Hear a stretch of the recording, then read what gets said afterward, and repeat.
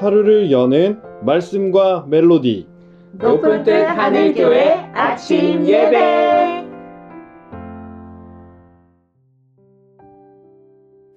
올해의 마지막 달 12월의 첫날에 인사드립니다. 반갑습니다. 오늘 함께 나눌 말씀은 여호수아서 11장 1절부터 15절의 말씀입니다. 먼저 말씀을 듣습니다. 하솔 왕 야빈이 이 소식을 듣고 마돈 왕 요밥과 시므론 왕과 악삽 왕과 및 북쪽 산지와 긴네롯 남쪽 아라바와 평지와 서쪽 돌의 높은 곳에 있는 왕들과 동쪽과 서쪽의 가나안 족속과 아모리 족속과 헷 족속과 브리스 족속과 산지의 여부스 족속과 미스바 땅 헤르몬 산 아래 히위 족속에게 사람을 보내니 그들이 그 모든 군대를 거느리고 나왔으니 백성이 많아 해변에 수많은 모래 같고 말과 병거도 심히 많았으며 이 왕들이 모두 모여 나와서 이스라엘과 싸우려고 메론 물가에 함께 진쳤더라. 여호와께서 여호수아에게 이르시되 그들로 말미암아 두려워하지 말라. 내일 이맘때 내가 그들을 이스라엘 앞에 넘겨주어 몰살시키리니 너는 그들의 말 뒷발에 힘줄을 끊고 그들의 병거를 불사르라 하시니라.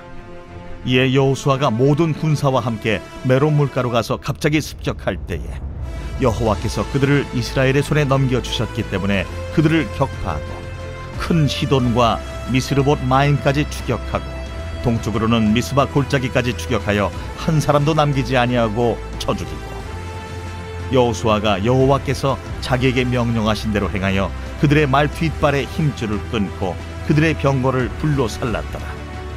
하솔은 본래 그 모든 나라의 머리였더니 그때 여호수아가 돌아와서 하솔을 취하고 그 왕을 칼날로 쳐 죽이고 그 가운데 모든 사람을 칼날로 쳐서 진멸하여 호흡이 있는 자는 하나도 남기지 아니하였고 또 하솔을 불로 살랐고 여호수아가 그 왕들의 모든 성읍과 그 모든 왕을 붙잡아 칼날로 쳐서 진멸하여 바쳤으니 여호와의 종 모세가 명령한 것과 같이 하였으되 여호수아가 하솔만 불살랐고 산 위에 세운 성읍들은 이스라엘이 불사르지 아니하였으며 이 성읍들의 모든 재물과 가축은 이스라엘 자손들이 탈취하고 모든 사람은 칼날로 쳐서 멸하여 호흡이 있는 자는 하나도 남기지 아니하였으니 여호와께서 그의 종 모세에게 명령하신 것을 모세는 여호수아에게 명령하였고 여호수아는 그대로 행하여 여호와께서 모세에게 명하신 모든 것을 하나도 행하지 아니한 것이 없었더라.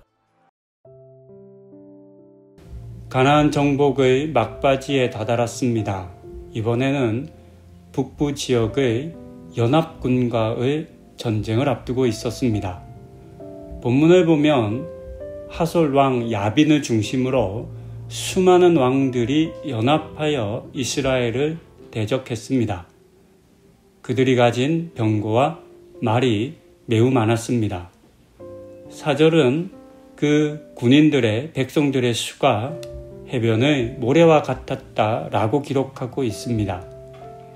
해변의 모래를 셀 수 있는 사람은 없습니다. 너무 많아서 셀 수 없는 것처럼 그 수가 셀 수 없을 정도로 많았다는 의미입니다.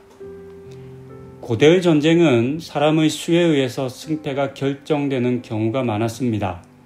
아직 무기가 발달하지 않았고 전쟁의 전술도 많지 않았던 시대였기 때문입니다. 그런 상황에서 셀 수 없을 정도로 많은 군인을 본 이스라엘은 두려움에 사로잡힐 수밖에 없었습니다. 성경에 기록되어 있지는 않지만 실제로도 그랬을 것으로 생각됩니다. 그래서 하나님께서는 6절에서 그들로 말미암아 두려워하지 말라라고 하는 말씀을 들려주신 것이겠습니다. 객관적인 전력으로 보면 도저히 이길 수 없는 전쟁으로 보입니다. 하지만 지금까지 우리가 보았던 것처럼 이스라엘의 전쟁은 사람이 아닌 하나님께서 하시는 일이었습니다. 하나님께서는 적들의 연약함과 빈틈이 무엇인지를 잘 아셨습니다. 그래서 여호수아에게 작전을 알려주셨고 우리가 앞선 여러 본문에서 본 것처럼 여호수아 백성들은 하나님을 대장 삼아서 그대로 행합니다. 그리고 그때마다 놀라운 승리를 거둘 수 있었습니다. 오늘의 본문을 통해서 우리는 다음과 같은 묵상과 적용을 할 수 있겠습니다. 첫 번째는 두려움을 하나님의 말씀으로 이겨내야 한다는 것입니다. 수많은 적군을 보고 두려워하는 것은 자연스러운 감정입니다. 하지만 여호수아와 이스라엘 백성들은 하나님의 약속의 말씀으로 그 두려움을 이겨냈습니다.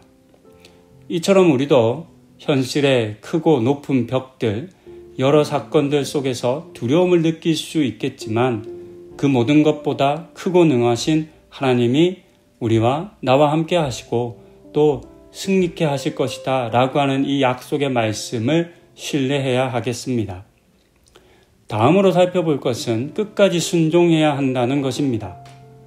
여호수아는 전쟁에서 승리한 후에 하나님의 말씀에 순종하는 것을 조금 더 주저하지 않았습니다.